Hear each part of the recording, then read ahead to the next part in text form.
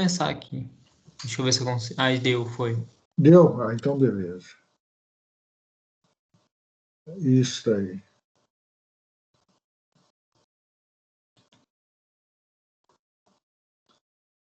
Então, nós vamos continuar, né, falando de gravitação. Mas antes, então, o que eu já falei na aula passada, lembrando a aula passada, nós vamos estar faltando para a gente, para avaliação, 3 testes, ou seja, 9 pontos em testes. Esses 3 testes vão ser todos eles na semana que vem. Um na segunda, outro na quarta e outro na sexta da semana que vem. O da segunda ainda vai ser sobre rotação de corpos rígidos, e depois o da quarta-feira e o da sexta-feira vão ser testes sobre gravitação. Aí, então, vocês vão poder fazer essa prova ou imediatamente depois, no dia 31, ou no dia 5 de novembro. Ou seja, essa prova vai ser aberta nessas 2 datas.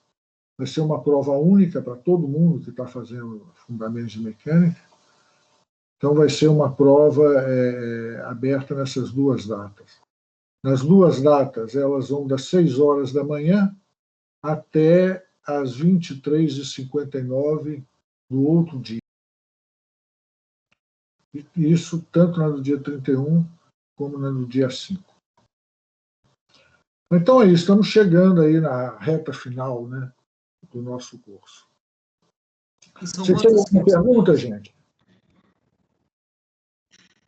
A prova vão ser quantas questões? Devem ser 12 questões. Considerando 10 minutos por cada questão, aí vão ser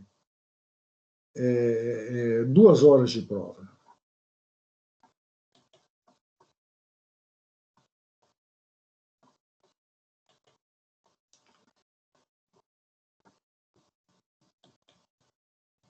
Compartilhar tela.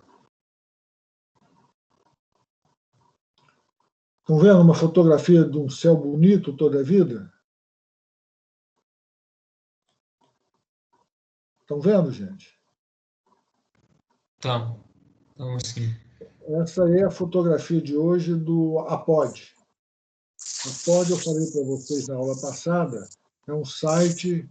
APOD são as iniciais Astronomical Picture of the Day. Todo dia tem uma foto astronômica, cada uma mais bonita que a outra, às vezes umas importantes do ponto de vista histórico, né?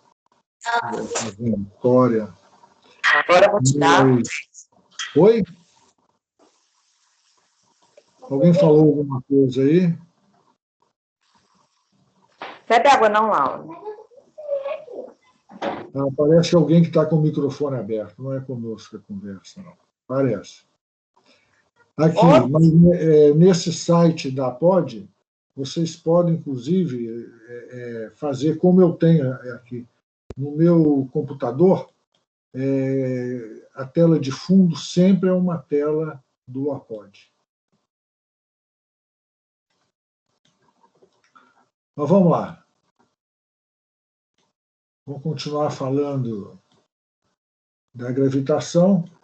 Na aula passada, nós falamos das leis de Kepler, as 3 leis de Kepler, e da lei da gravitação de Newton.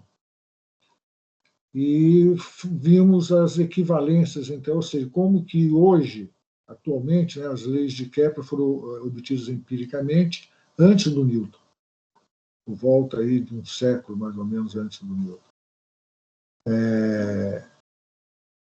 Mas hoje a gente pode chegar a elas a partir das leis de Newton, das 3 leis que nós já vimos, né, as 3 leis básicas, mas essa também chamada de 4ª lei de Newton, a lei da gravitação de Newton. Elas nos levam às leis de Kepler. Mas vamos falar da energia potencial gravitacional. Já falamos aí em aulas passadas, energia potencial gravitacional, quando nós estávamos considerando o campo gravitacional uma constante. ou seja, para situações aqui próximas, né, da superfície da Terra, onde a gente não considera, podemos não considerar a variação do campo gravitacional. Mas agora vamos falar da energia potencial gravitacional, levando em conta esta variação do campo gravitacional. Mas então, as três equações nós vamos lembrar. Esta aqui, trabalho de uma força conservadora, né? É igual a menos variação dessa grandeza que nós chamamos de potencial, uma grandeza que varia com R. É essa aqui a definição de energia potencial. Também o trabalho, o que é?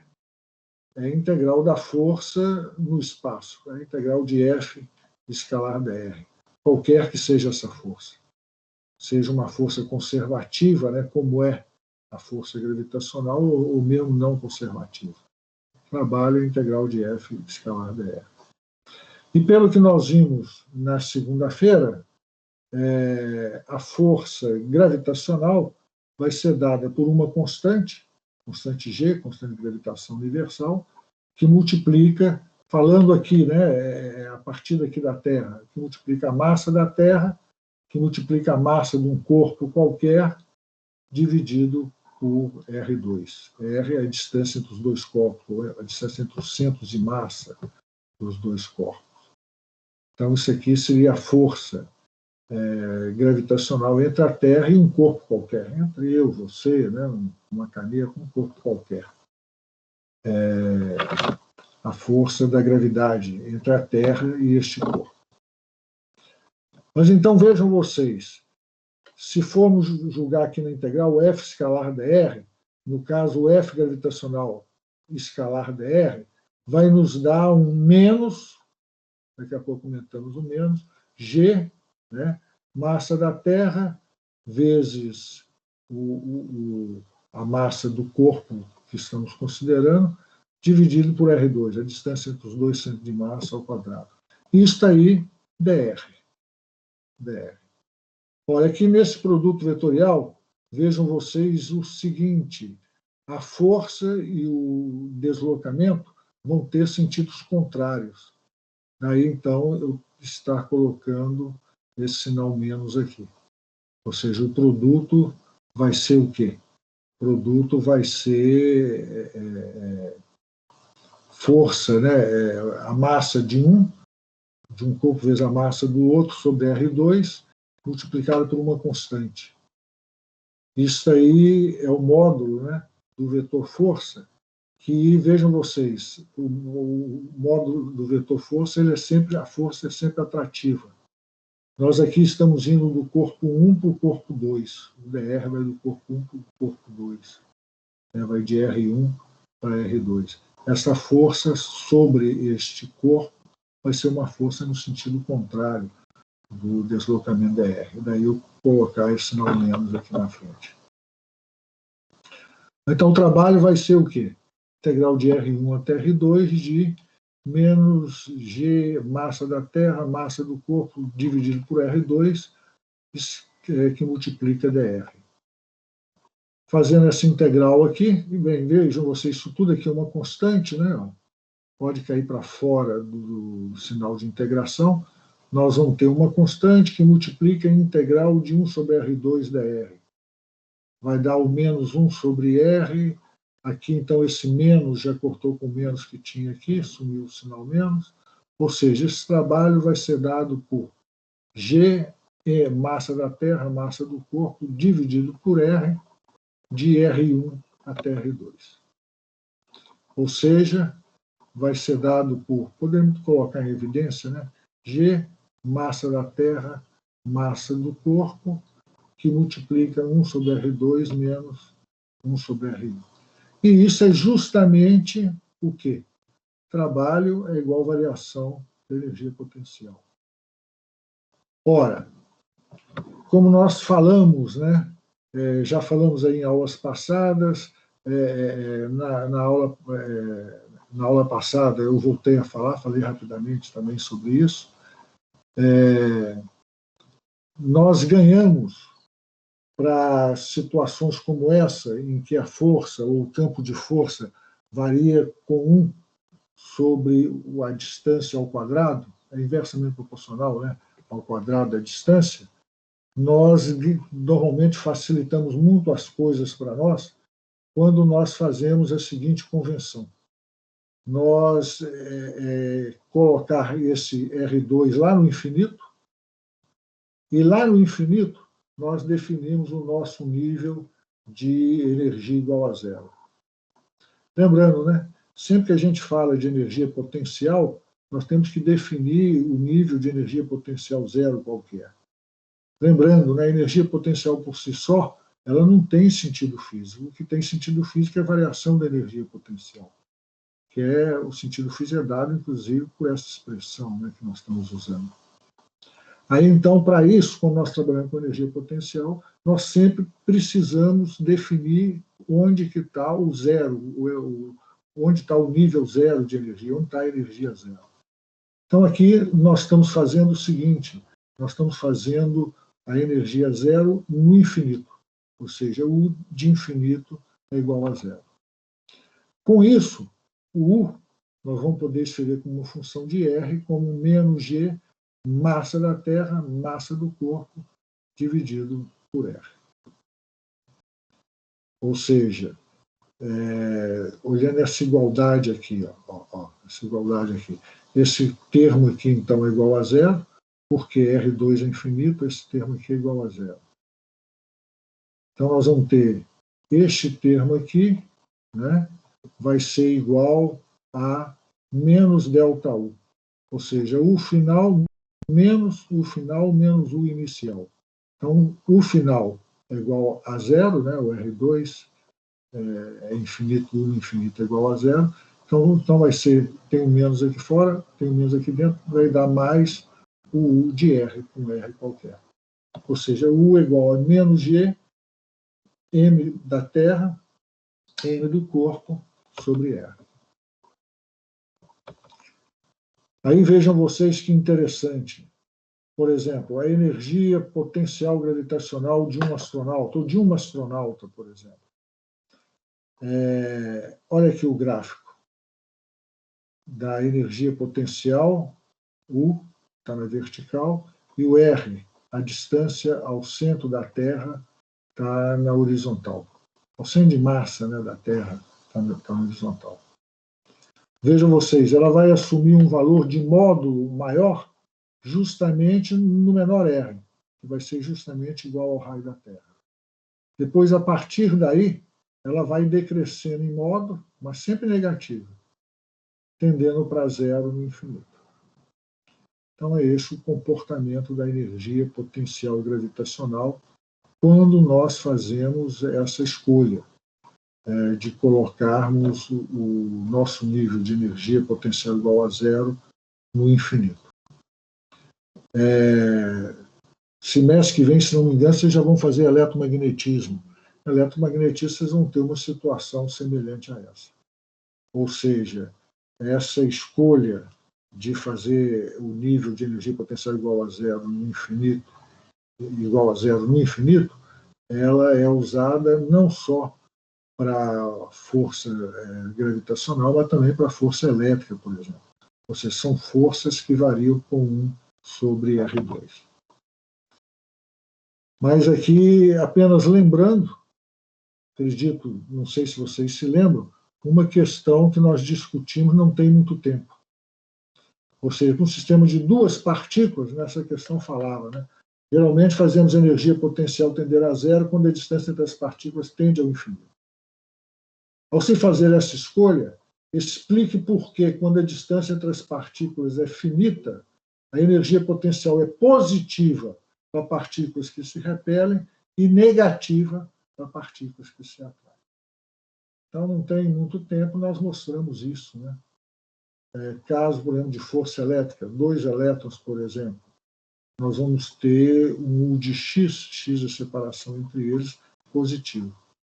Já no caso, por exemplo, um elétron e um próton, ou 2 massas, ou seja, no caso de serem forças que se atraem. nós vamos ter U de x ou U de R, né? X ou R, a distância dos dois corpos, menor do que zero. Velocidade de escape.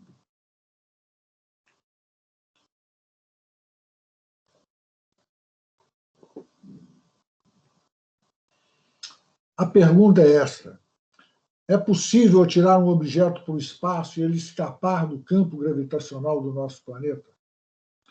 Ou seja, se eu pegar um corpo qualquer, der para vocês e falar, ó, vão lá fora, joga esse corpo aí com a maior força que puder, com a maior velocidade possível, joga ele aí para cima. O que vai acontecer com esse corpo? Vai subir, subir, subir, subir, depois descer, descer, descer e volta ao nosso planeta? Não necessariamente.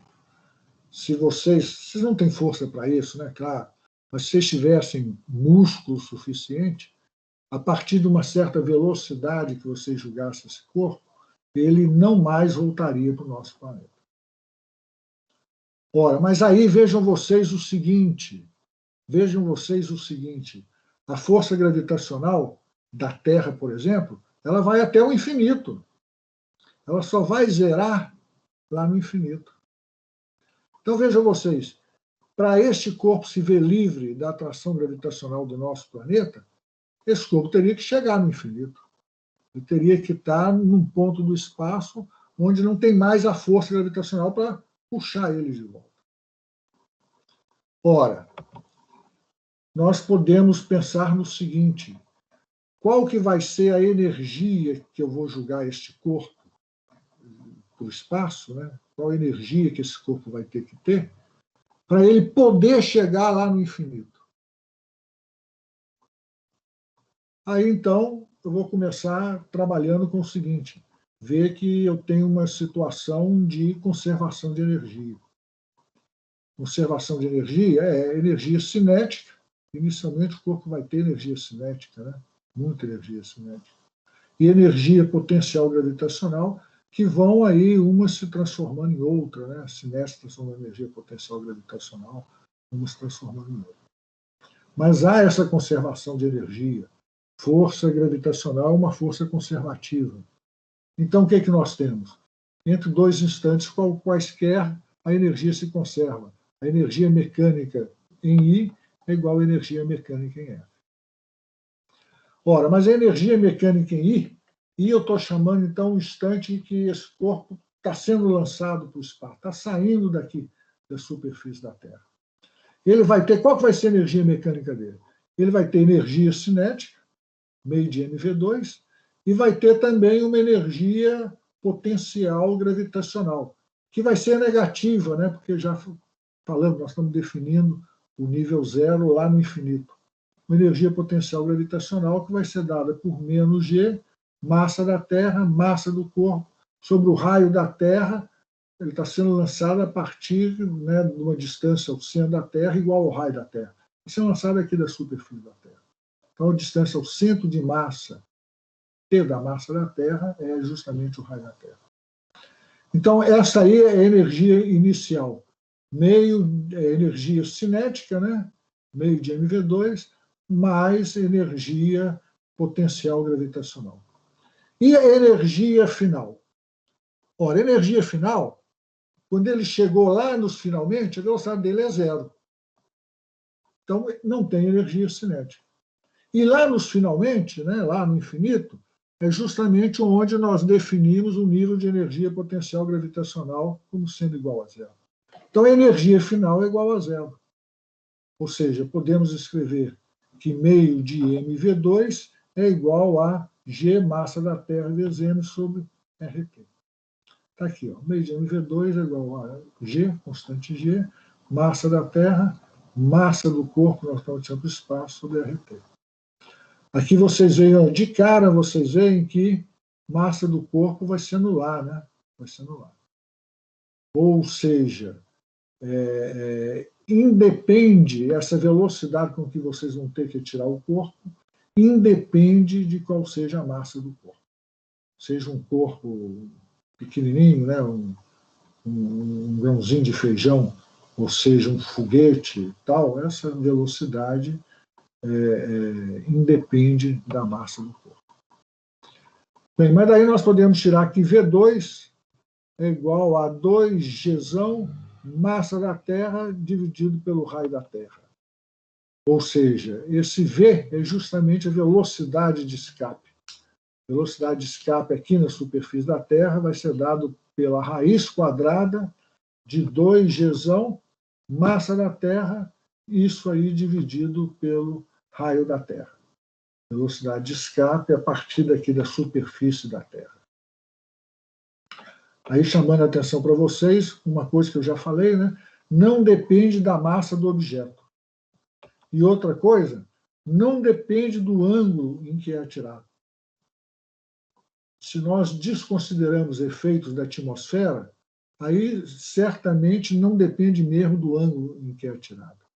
Em considerando efeitos de atmosfera, aí já depende um pouco. Por quê? Porque quanto mais da horizontal você atirar o corpo, maior vai ser a porção de atmosfera que ele vai percorrer até sair da atmosfera.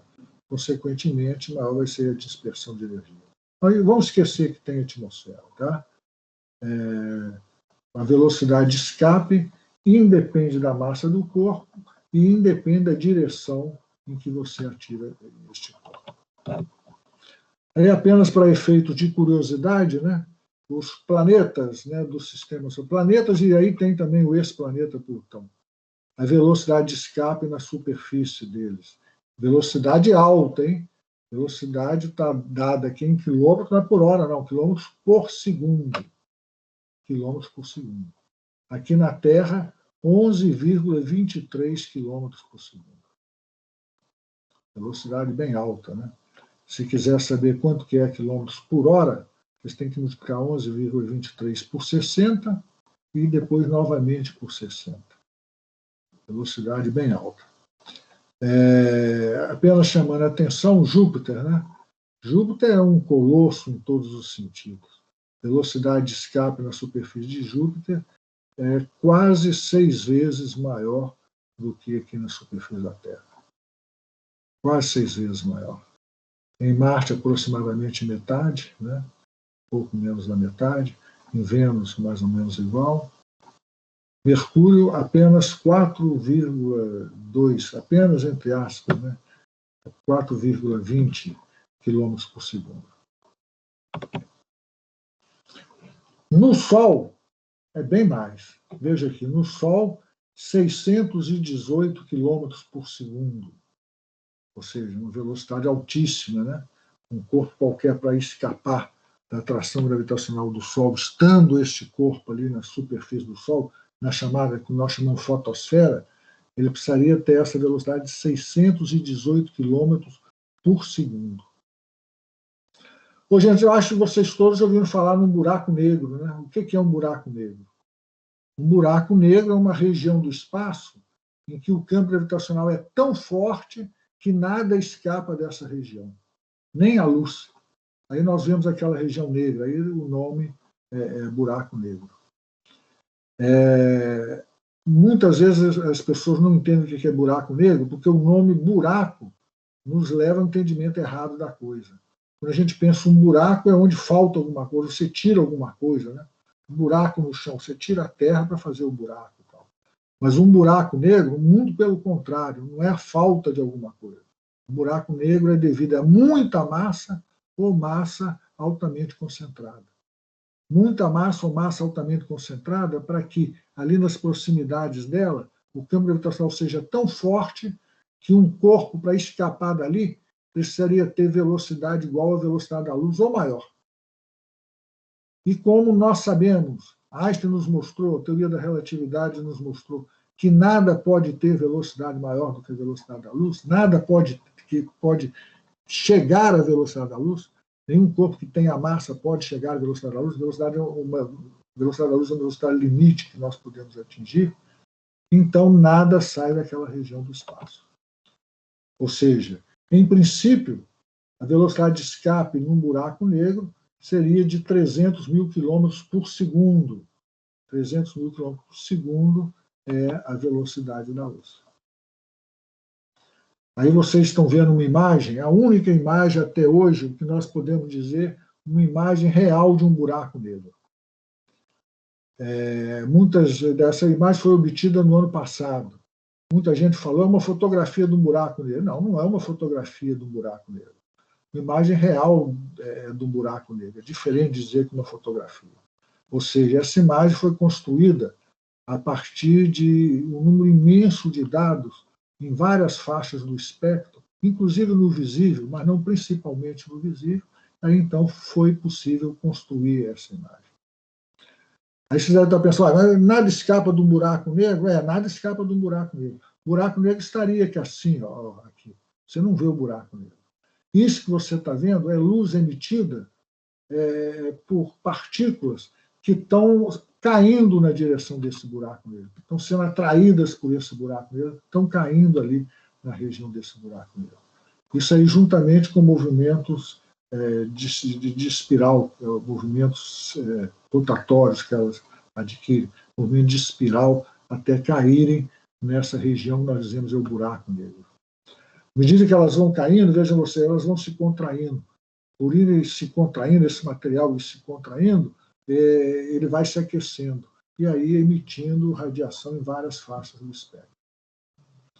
Mas em um buraco negro, que eu digo, seria alguma coisinha que estaria aqui, ó, mais ou menos por aqui, nós podemos escrever que a velocidade de escape é ao quadrado, a velocidade de escape, então, seria a velocidade da luz, igual àquela expressão, né, nós obtivemos para a velocidade de escape. É igual a 2G, massa do buraco negro, que multiplica o raio do buraco negro. Ou seja, o raio de um buraco negro vai depender da massa desse buraco negro, e vai ser dado por esta expressão aqui.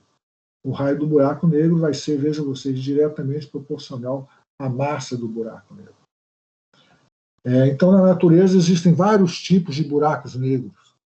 Existem aqueles buracos negros, os que mais existem, talvez, no universo, sejam os chamados buracos negros estelares. Estrelas muito mais massivas que o nosso Sol, quando morrem, em vez delas jogarem o material delas para fora, elas jogam esse material cai para dentro, formando os buracos negros estelares. No centro das grandes galáxias, nós temos chamados buracos negros supermassivos, com massas equivalentes a milhões de massas de uma estrela, ou milhões de massas solares. Temos mini buracos negros.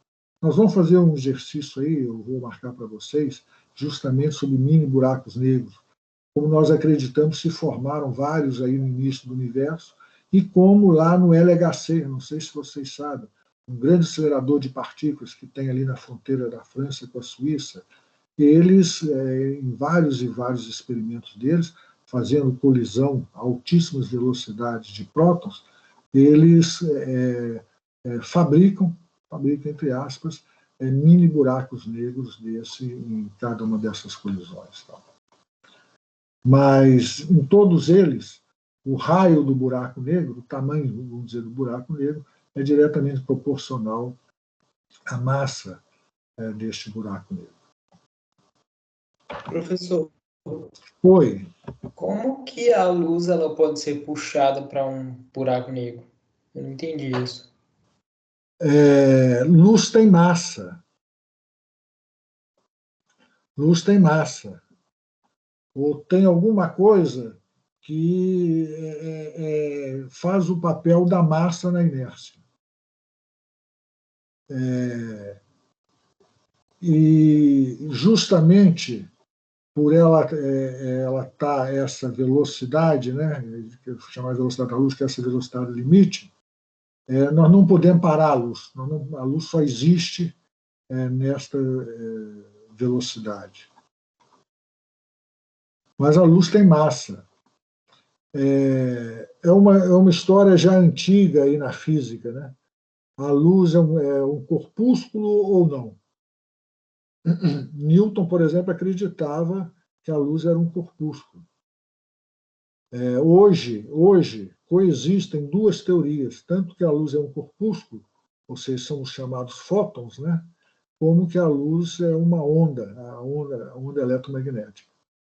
para determinados problemas, nós podemos trabalhar com a luz como uma onda eletromagnética numa boa. Temos resultados até melhores se for trabalhar com a luz como um fóton. Mas já para outros problemas, não, nós temos que trabalhar com a luz como um fóton.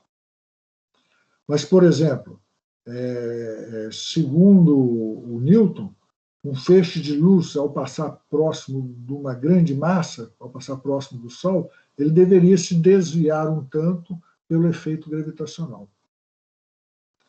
Segundo Einstein, um feixe de luz, ao passar próximo de uma grande massa, próximo do Sol, por exemplo, deveria se desviar mais ainda do que Newton acreditava que deveria se desviar, devido à deformação do espaço nas proximidades daquela grande massa. Se nós tivermos oportunidade, eu acho que nós vamos ter tempo, eu vou tirar uma meia hora para falar sobre a teoria da relatividade para vocês. Mas, então, em resumo, é isso, né? O fóton ele tem uma determinada massa. Ok? Ok. Movimento de satélites. Bonita essa imagem, né? Movimento de satélites. Imagina esse satélite aí rodopiando em torno da Terra. Um satélite esteja numa órbita de raio R, girando em torno da Terra. Sobre ele vai ter uma força, a força gravitacional, que é o G, massa da Terra, que multiplica a massa do satélite, dividido por R ao quadrado.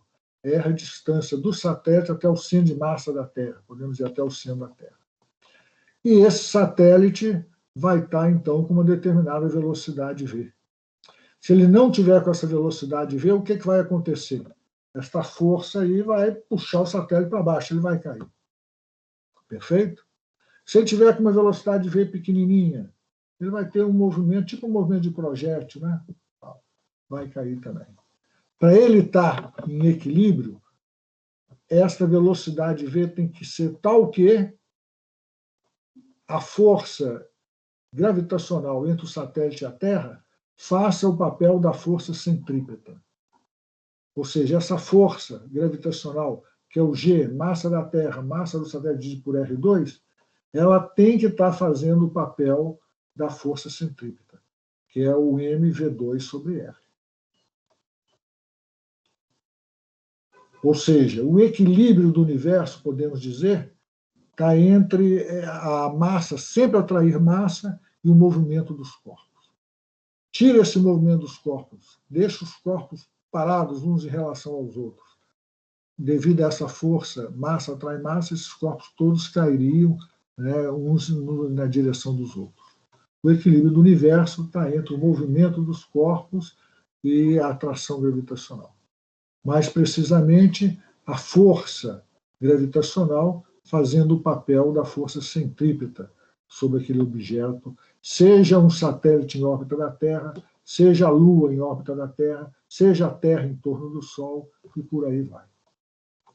Ora, daqui nós podemos tirar que V2... aqui então também é interessante, vejam vocês, a massa do satélite cai fora. A massa do satélite cai fora. Aí nós chegamos a uma conclusão que é o seguinte: tem uma relação entre a velocidade que o satélite vai ter e o raio da sua órbita.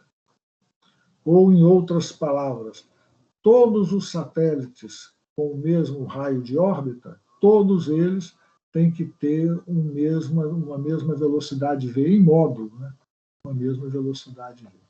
Se v é função desse raio R. Então, aquela história que nós já estamos falando há bastante tempo, né? A Lua está dando voltas aí em torno da Terra. Por que a Lua não cai na Terra? Porque ela não está acelerada na direção da Terra? Ela está acelerada. Mas essa aceleração centrípeta, o que ela está fazendo é justamente mudar a direção do vetor velocidade instante após instante. Esta força, que é a força centrípeta que está agindo da Terra sobre a Lua, o que ela está fazendo é mudar a direção do vetor velocidade instante após instante. Mas é isso aí, gente. Vamos ver algumas questões para reforçarmos isso que nós estamos falando? Você pode explicar de novo por que a Lua não cai na Terra? Eu não entendi. Você pode explicar de novo por que a Lua não cai na Terra? Eu não entendi ainda. Porque esta força gravitacional da Terra puxando a Lua, ela está fazendo o papel da força centrípeta. Ó, é aquela história. É o Davi que está perguntando? O Davi, é aquela história. Imagina, você já deve ter feito muito isso quando era criança. Você vai correndo assim tal e tem um poste lá. Você vai correndo, aí você mete a mão no poste, segura no poste. Ora, o poste vai, via sua mão, o poste vai estar te puxando na direção dele, não vai? Mas o que vai acontecer com você? Você vai rodopiar em torno do poste. Percebe? Não é isso que acontece? Essa força te puxando para o poste vai fazer com que você dê um giro lá, ou mais de um giro em torno do poste. Ou então a mesmíssima coisa. Você pega uma pedra, amarra na ponta de um barbante. Pega, levanta isso aí em cima da sua cabeça e começa a girar essa pedra em torno do barbante. Ora, você está puxando o tempo todo, você está puxando a pedra via o barbante, você está puxando a pedra para sua mão, não está? Mas ela não vem para sua mão. O que ela está fazendo, o que é? Essa força que você está fazendo sobre a pedra está fazendo com que ela vá mudando o módulo, mudando a direção do vetor velocidade. Essa é a chamada força centrípeta. E por que a Lua nunca para? Tipo, E por que qual é o sentido da Lua, por exemplo, ficar rodando para sempre? Ela não vai parar nunca de rodar em volta da Terra? Não, então a Terra em volta do Sol? Então é o seguinte: primeiro, não existe esse para sempre, né? O próprio universo, nós acreditamos que vai ter um fim, ou pelo menos vai ser muito diferente do universo que é hoje, muito diferente. Talvez mesmo sem a possibilidade de nós termos corpos, né, agrupamentos, né, formando corpos, desde estrelas até planetas, luas e tudo mais. Agora, o que acontece com a Lua e a Terra tem uma complicação aí, que é justamente o movimento das marés. Ou seja, devido a esse movimento das marés, há um travamento, houve um travamento que fez com que sempre a mesma face da Lua esteja voltada para nós. Você já percebeu isso, né? É sempre a mesma face da Lua que está voltada para nós. Isso aí foi devido a um travamento, vamos chamar de travamento, devido a esse efeito das marés, que acontece até hoje. Olha, também devido a esse efeito das marés, o que acontece é o seguinte: a Lua está se afastando da Terra. A Lua está afastando a Terra. Ela estaria diminuindo a sua velocidade, ou está diminuindo a sua velocidade de translação. Então, para conservar o momento angular, ela está se afastando da Terra. Ok? Então, não tem esse assim para sempre. O para sempre que nós podemos dizer vai ser quando daqui a entre 4 e 4,5 bilhões de anos o Sol se transformar numa gigante vermelha. Ou seja, o Sol entrar numa fase da vida dele, nós chamamos de gigante vermelho. O Sol, como as demais estrelas, estão brilhando aí, não é de graça, não, né? Eles estão queimando um combustível para brilhar. Esse combustível é justamente o hidrogênio, principalmente hidrogênio, que através de reações atômicas, como se fossem reações nucleares, né? Como se fossem várias e várias bombas atômicas aí explodindo ao mesmo tempo, ele o hidrogênio vai ser transformado em hélio. E com isso, nesse processo, o Sol tira energia para o seu brilhar. Quando esse combustível do Sol estiver acabando, o Sol, como acontece com as demais estrelas, vai sofrer transformações assim radicais. antes da chamada morte do Sol, as camadas externas dele vão dilatando, vão dilatando, vão dilatando. Nisso aí vão engolir o nosso planeta, vão engolir a nossa Lua. Isso aí já vai pulverizar o nosso planeta e a nossa Lua. Talvez ele chegue até engolir Marte, e aí pulverizar Mercúrio, Vênus, Terra, Marte, pulverizar tudo. Então, o para sempre nosso aqui seria isto, quando o Sol se transformar numa gigante vermelha e nos pulverizar. Ok? Agora, se você falasse entre a Terra e a Lua, dois corpos rígidos, no espaço, sem poeira espacial, sem nada que puder dissipar a energia, aí então eles teriam esse movimento aí indefinidamente. Enquanto as condições externas permitissem, eles teriam esse movimento. Ok, Davi? Ok, entendi.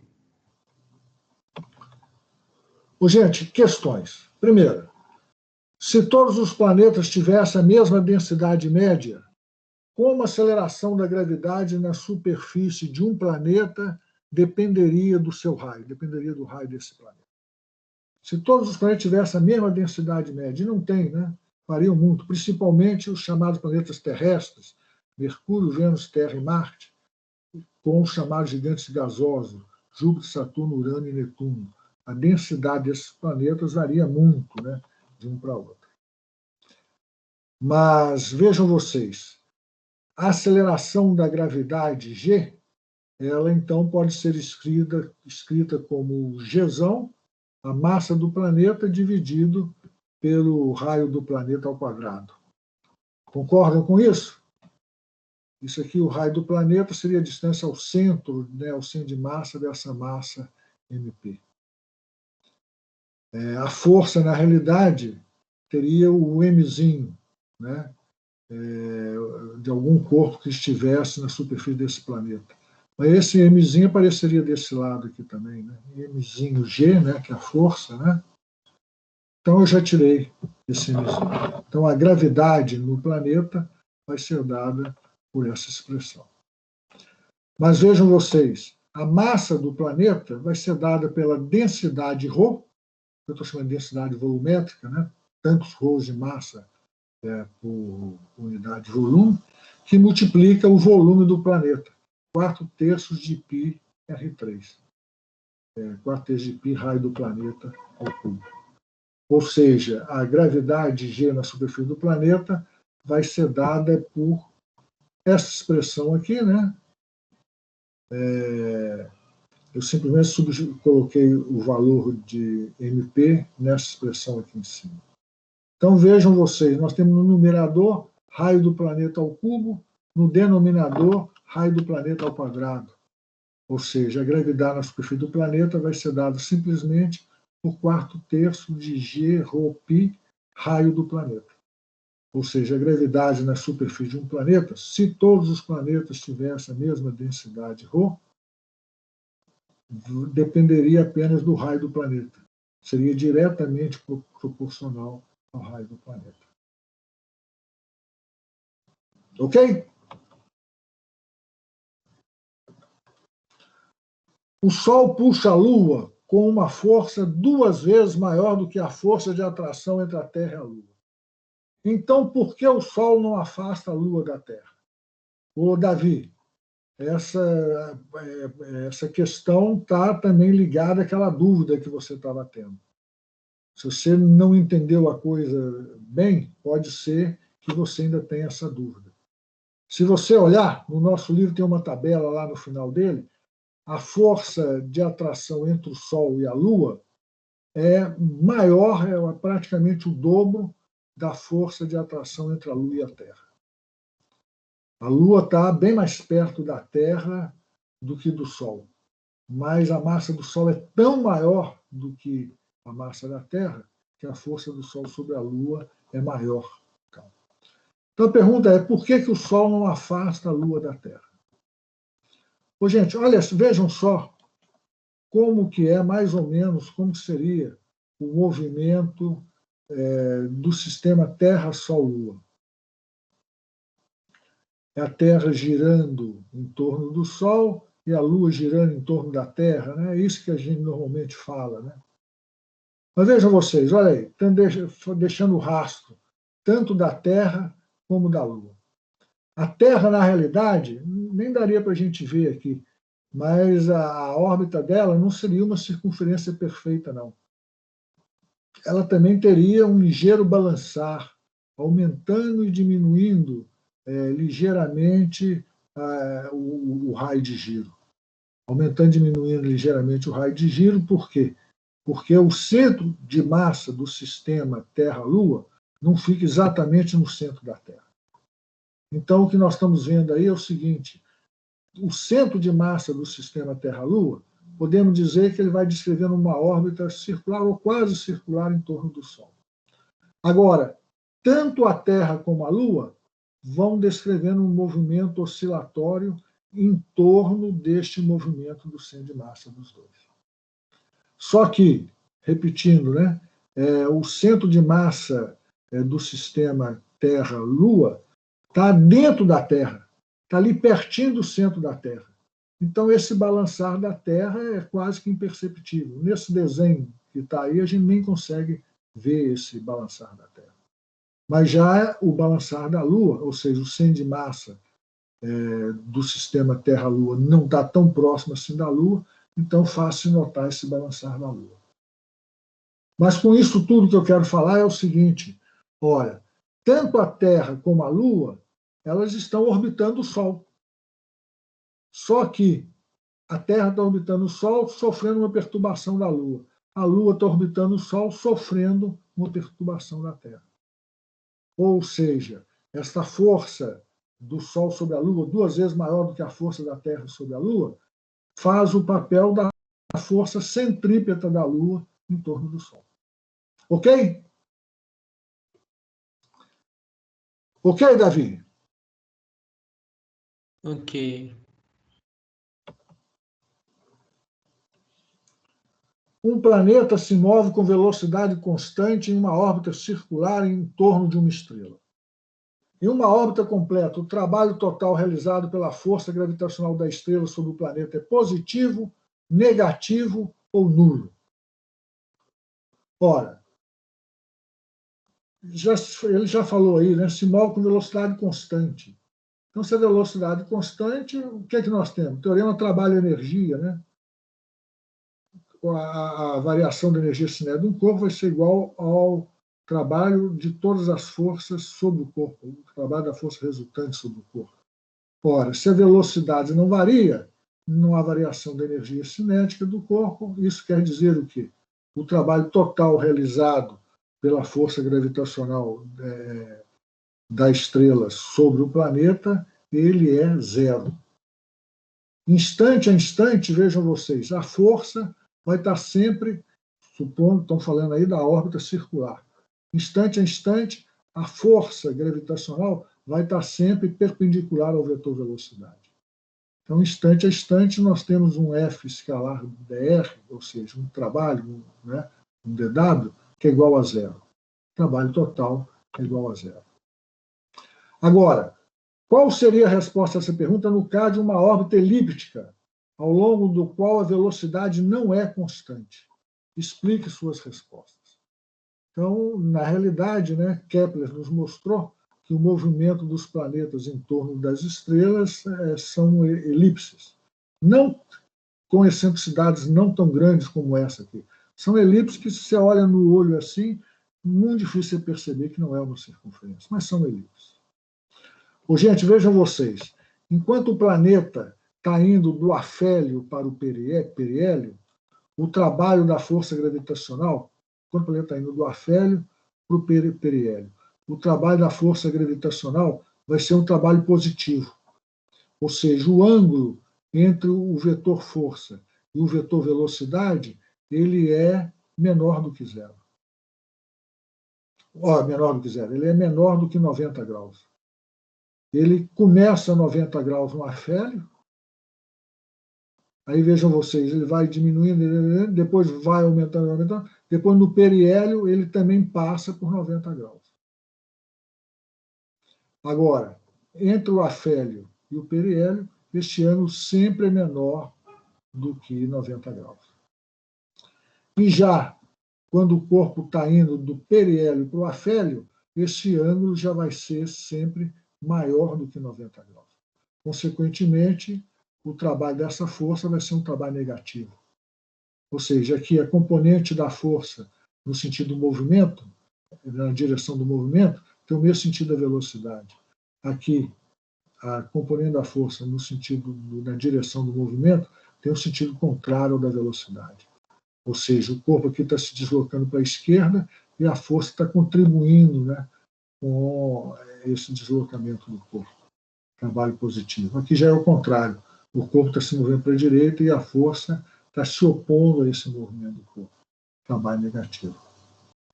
Ora, o trabalho num percurso fechado, força gravitacional é uma força conservativa, não é? O trabalho num percurso fechado vai ser igual a zero. Por quê? O trabalho do afélio para o periélio vai ser um trabalho positivo, o trabalho do periélio para o afélio vai ser um trabalho negativo, e de mesmo módulo, né? O mesmo modo do trabalho positivo do afélio para o periélio vai ser do periélio para o afélio. Com isso, o que é que nós temos? Repetindo o que vocês já estão carecas de saber, né? Um planeta se movendo em torno do Sol, a velocidade dele vai variando. Menor velocidade vai ser quando o planeta estiver no afélio. E a maior velocidade dele quando o planeta estiver passando pelo seu periélio.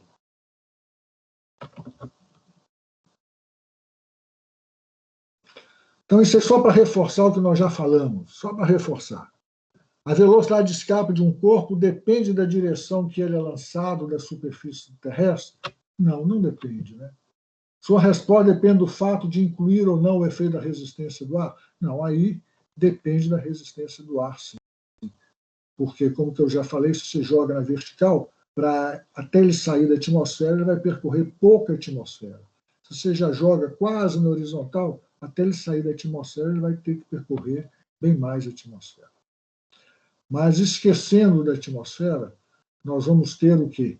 A energia mecânica deste corpo, assim que julgado aqui na superfície do nosso planeta, vai ser igual à energia mecânica desse corpo lá no infinito. Que nós vimos há pouco, né? Vou falar rapidamente aqui. A energia mecânica inicial deste corpo aqui na superfície do planeta vai ser energia cinética mais a energia potencial gravitacional, que é uma energia negativa. Lá no infinito, onde nós definimos energia potencial gravitacional igual a zero, ele também não vai ter energia cinética, ele vai chegar lá com velocidade zero, né? Consequentemente, a energia mecânica lá é igual a zero. Daí nós tiramos uma relação entre o V2 e a massa do planeta e o raio do planeta. Ou seja, podemos escrever a velocidade de escape como a raiz quadrada de 2G massa do planeta dividido pelo raio do planeta. Aí vejam vocês, nós trabalhamos aqui o tempo todo com escalares. Em nenhum momento nós trabalhamos com grandeza vetorial. Ou seja, não importa a direção para onde a gente lance esse objeto.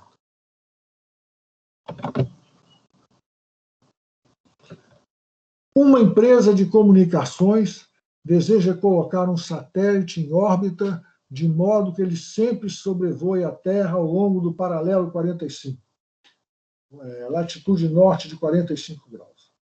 Ou seja, o plano da órbita não passa pelo centro da Terra. Essa órbita seria possível? O que vocês me dizem? Essa órbita seria possível? Uma órbita que o plano dessa órbita não passe pelo centro da Terra seria possível? Uma órbita como esta aí seria possível? Não. Imaginem um satélite aí, né, numa órbita dessa.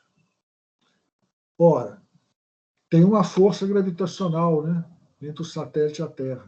A força da Terra sobre este satélite vai ser dirigida para o centro da Terra, para o centro de massa da Terra. Ora, vejam vocês, esta força gravitacional sobre a Terra, nós podemos decompor esta força em uma componente que está no plano da órbita, dessa pseudo-órbita, né, dessa órbita em azul do satélite, e outra componente perpendicular a este plano. Ou seja, uma componente que poderia até estar fazendo o papel da força centrípeta nesse movimento do satélite nessa órbita circular.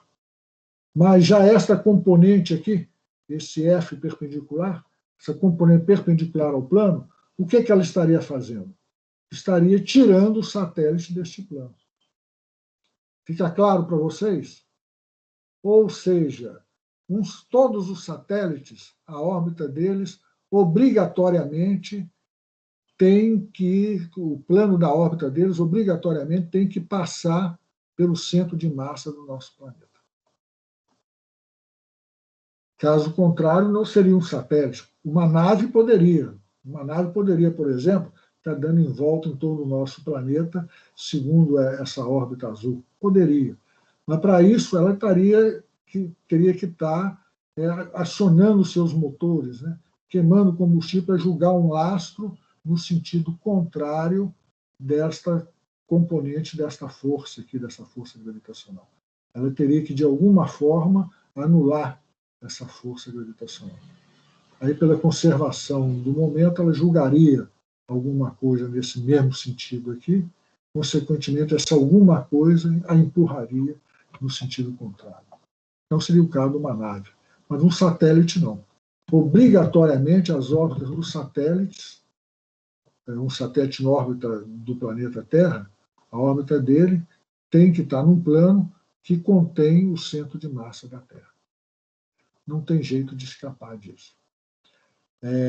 Aí eles poderiam estar em órbita ao longo do plano do Equador, poderiam estar em órbita num plano perpendicular ao do Equador, aí tanto faz. Mas cada órbita, obrigatoriamente, passando pelo centro de massa da Terra.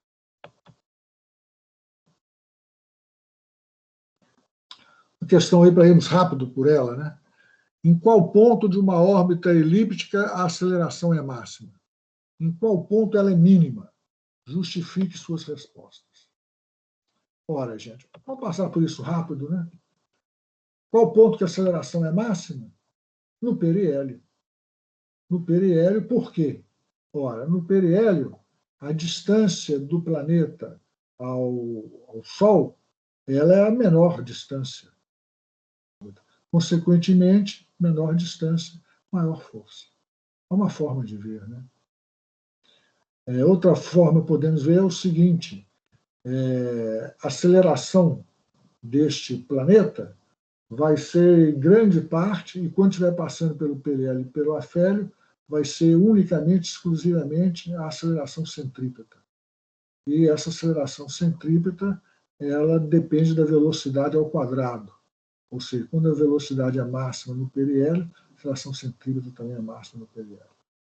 Mas a melhor forma, né, fácil de ver, é o seguinte: a aceleração é proporcional à força. Ora, a força é inversamente proporcional ao raio. Quanto menor o raio, maior a força, consequentemente, maior a aceleração. Então, maior a aceleração de um planeta em sua órbita é no periélio, menor a aceleração do planeta ao longo da sua órbita é quando ele passa pelo afélio.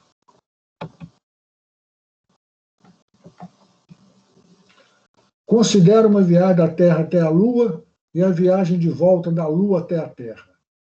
Em qual viagem o gasto de combustível é maior? Explique. Ora, é claro que vocês vão responder que é na viagem da Terra até a Lua. Ou alguém tem alguma dúvida disso?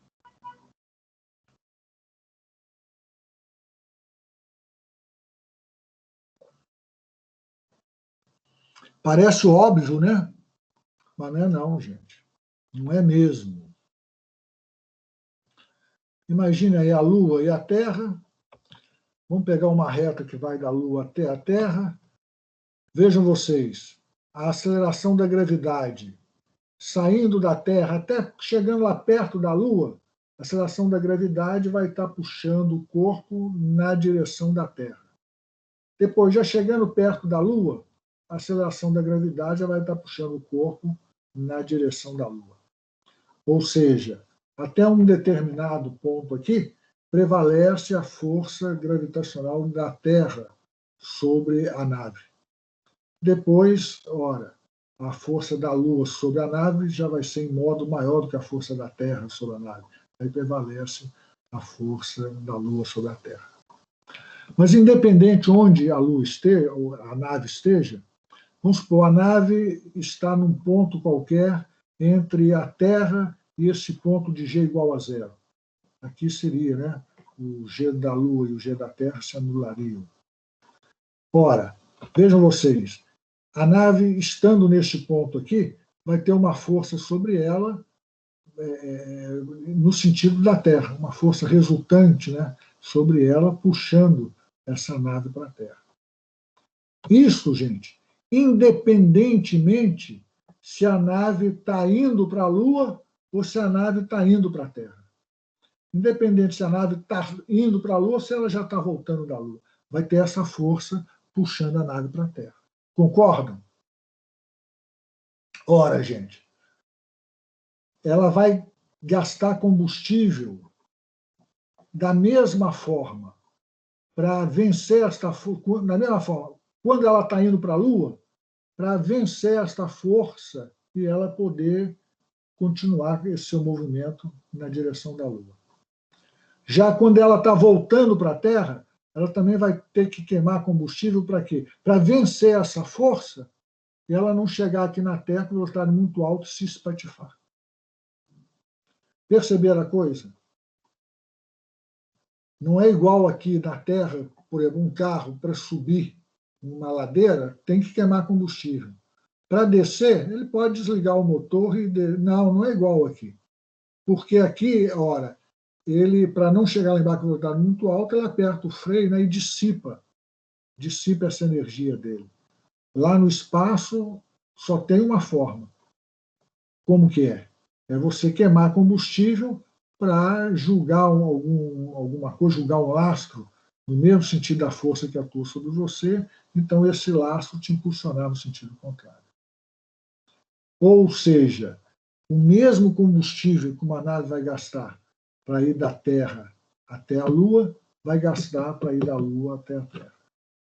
Inicialmente, saindo da Terra, ele vai gastar um combustível para vencer essa força, vencer essa atração gravitacional e ir realizando esse movimento. Depois desse ponto aqui, ele vai queimar esse combustível para vencer essa força gravitacional e não se acelerar, e não chegar e bater na Lua e se espatifar. Depois, aqui na volta, ele vai queimar combustível para vencer aquela mesma força. Antes era para ele não se espatifar na Lua, né? Agora é para ele já se afastar da Lua. Depois aqui, ó, indo para a Terra, tal, ele vai queimar o mesmo combustível para vencer essa força F e ele não chegar aqui na Terra com velocidade muito alta e se espatifar. Então, o combustível é basicamente o mesmo, seja para você ir, seja para você voltar.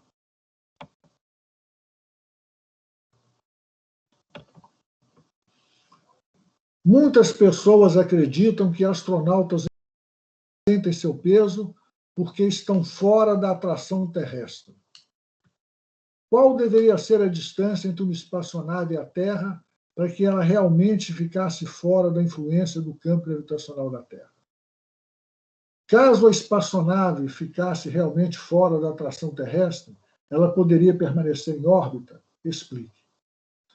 Qual é a verdadeira razão pela qual astronautas em órbita sentem como se estivessem sem peso? Então, são 3 perguntas aí, né? Qual deveria ser a distância entre uma espaçonave e a Terra para que ela realmente ficasse fora da influência do campo gravitacional da Terra? Ô, gente, infinita. Concordam com isso?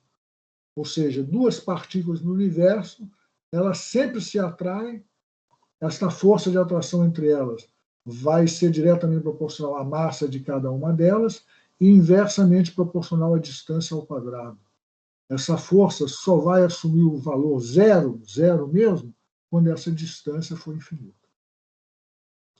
Depois, caso a espaçonave ficasse realmente fora da atração terrestre, ela poderia permanecer em órbita? Não, claro que não.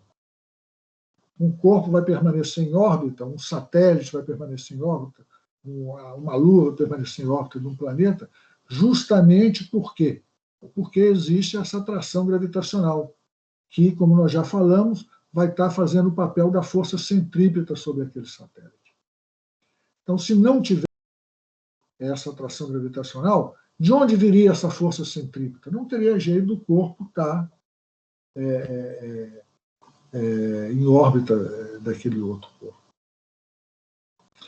E aí, qual é a verdadeira razão pela qual astronautas em órbita sentem como se estivessem sem peso? Então, nós já vimos, né?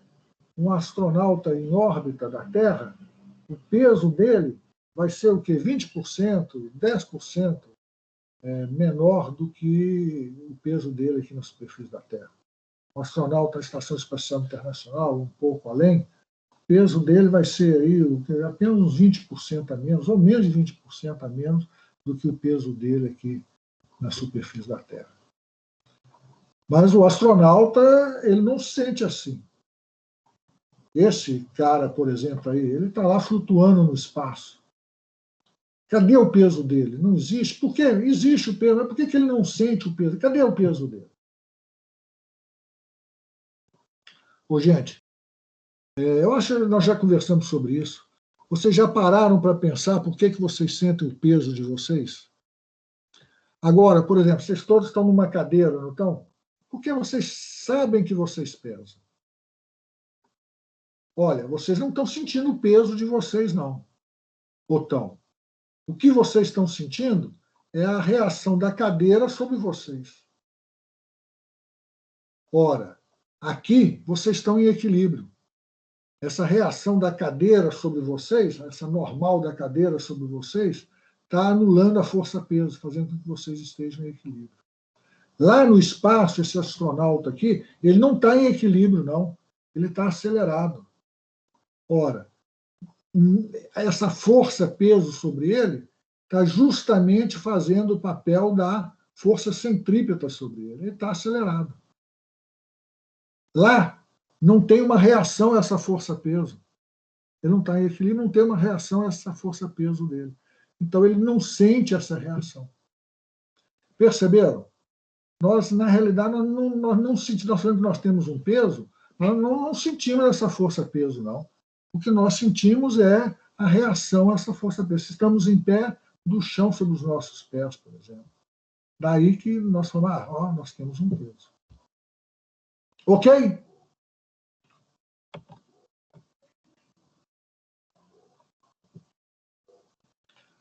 Como parte do treinamento para poder permanecer em órbita, os astronautas pilotam um avião que voa ao longo de uma trajetória parabólica como um projétil em queda livre. Explique como a sensação existente nesse caso é a mesma que a experimentada em órbita quando o peso aparente é igual a zero. Não sei se vocês já viram isso, mas no treinamento de astronautas, o que eles costumam fazer? Coloca lá o astronauta em treinamento dentro de um avião, e aí o avião faz certos movimentos que o astronauta lá se sente flutuando lá dentro do avião. Na realidade, gente, o que o avião faz? O avião vai percorrer uma trajetória parabólica como a trajetória de um projétil. Vai percorrer essa trajetória parabólica com a mesma velocidade ponto a ponto que um projétil passaria por ali. Então, imagine nesse desenho aí, na tela. Imagine que está lá o avião com o astronauta, os dois estão aí numa certa velocidade V. Suponham que a gente desapareça com o avião. Tá? Não tem nenhum motor ligado ao astronauta, nada. O movimento do astronauta seria o quê? Um movimento parabólico. Agora, imagine, enquanto o astronauta está aí neste movimento parabólico, imagine que você, com uma super mão tal, você vai com sua mão assim, em volta do astronauta. Sem encostar no astronauta, você vai com sua mão em volta do astronauta. Enquanto o astronauta está nesse movimento parabólico, você vai com um referencial qualquer ali, rodeando esse astronauta. Ora, Esse referencial pode ser, não pode, a própria carcaça do avião. Ou seja, se o avião ele está descrevendo um movimento, exatamente o movimento que um corpo em queda livre, né, um projétil, estaria descrevendo, você lá dentro dele, também, simplesmente sob a ação da gravidade, estaria descrevendo aquele mesmíssimo movimento. Então, em relação àquele referencial, ao avião, sua aceleração é zero. Ou seja, você não sente o peso, né? Você estaria como que flutuando. Como que flutuando, não. Você estaria realmente flutuando ali dentro daquela carcaça. Perceberam isso? Seria a mesma coisa do avião subir, aí desliga o motor e vai em queda livre. Seria a mesma coisa. Poderia fazer isso, poderia.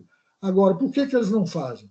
Porque, primeiro, queda livre, você ficaria menos tempo nessa sensação, né, de falta de gravidade. Ficaria menos tempo, está indo diretamente para o solo. E, segundo, que você queimaria muito mais combustível para depois tirar o avião dessa situação. Você simplesmente coloca o avião em movimentos parabólicos. Alguma pergunta, gente? Essa parte de gravitação está sendo vista num intervalo de tempo muito curto, né?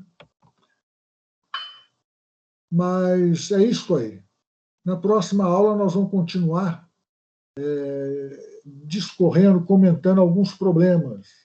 Próxima aula é na segunda-feira. São os problemas do capítulo 12, problemas 23, 38, 44, 50, 55 e 59. Eu estou querendo falar um pouco para vocês sobre a teoria da relatividade, mas eu acho que vou deixar para a próxima aula. Alguma pergunta?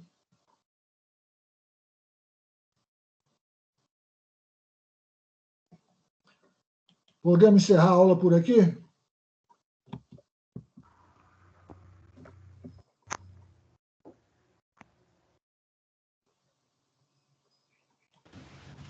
Podemos.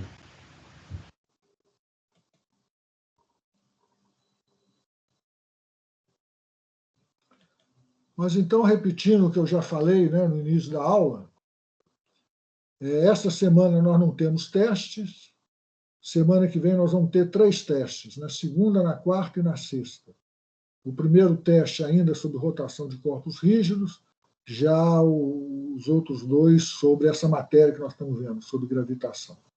A prova valendo 40 pontos, vocês vão poder fazer ou no dia 31 ou no dia 5.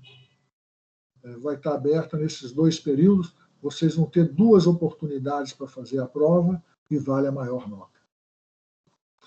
Então é isso aí, gente. Professor, mais alguma pergunta, algum comentário? O áudio travou aqui. Quais são as datas da prova mesmo? As datas da prova. O dia 31, agora, 31/10, vai das 6 horas da manhã até as 23h59 do dia 1º, e no dia 5/11, indo também das 6 horas da manhã até as 23h59 do dia 6. Vocês vão ter 2 oportunidades para fazer essa prova. Tá, mas aí você pode escolher qual que você faz. Se você fez uma, não precisa fazer a outra, certo? Isso aí, isso aí. Mas aí, caso eu faça a primeira e não tenha uma nota que eu gosto, eu posso fazer a segunda tentativa também? Pode, você vai ter 2 oportunidades para fazer essa prova. Você pode usar as 2 oportunidades numa data só ou nas 2 datas. Uma numa data e a outra na outra data. Entendi. Aí a nota que vai permanecer no final vai ser a média dessas 2 ou a nota final maior? Não, a maior nota. A maior nota. Tá. Entendi, então. Obrigado. Algo semelhante que nós estamos fazendo com os testes, né? Isso, pois é. Obrigado, então. Era só isso mesmo. Bom, então é isso aí, gente. Um ótimo fim de semana para vocês. Parar a gravação aqui. Um ótimo fim de semana para vocês, hein? Até mais. Até mais, professor.